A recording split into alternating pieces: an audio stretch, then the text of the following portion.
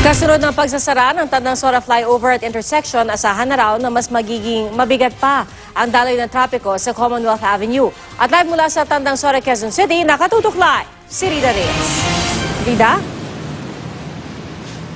Pia, naging maluwag ang daloy ng trapiko dito sa kahabaan ng Commonwealth Avenue sa unang araw ng pagsasara ng Tandansora flyover at intersection. Kada araw, hindi bababa sa 100,000 sasakyan ang dumaraan sa Commonwealth Avenue sa Quezon City.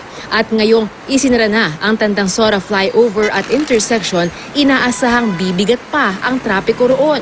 Mas kikitid pa ang kalsada kapag isinara na rin ang 2 linya sa eastbound side na papuntang Fairview at 1 linya sa westbound side na papuntang Philcoa. Gusto lang ho nating ipaalala sa mga motorista na parte po yun ng working area ng nasabing contractor. Kaya ho may mga lanes na maaapektuhan. Dahil sa pagsasara, may mga bagong talagang loading at unloading zone. Ang mga commuter hindi raw natutuwa sa mahabang lakaran mula sa pedestrian footbridge papunta sa sakayan.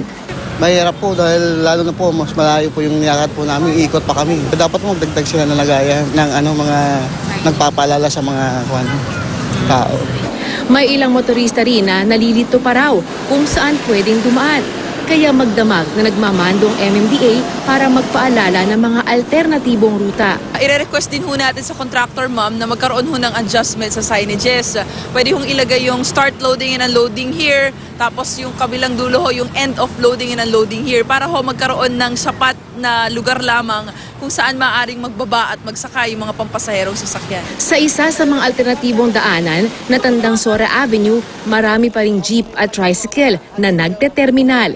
Anila, may hawak silang permit mula sa Quezon City LGU at barangay.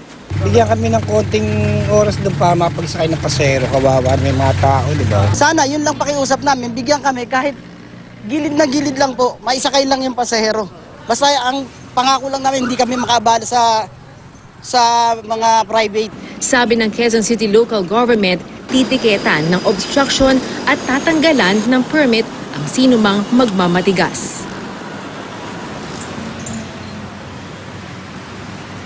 Pia, sa buong maghapon ay naging manageable ang daloy ng trapiko dito sa kahabaan ng Commonwealth Avenue. Pero bukas, araw ng Lunes, ay magkakaalaman kung ano nga ba ang tunay na epekto nitong flyover closure o nitong Tandansora closure sa daloy ng trapiko. Pia. Maraming salamat, Rida Reyes.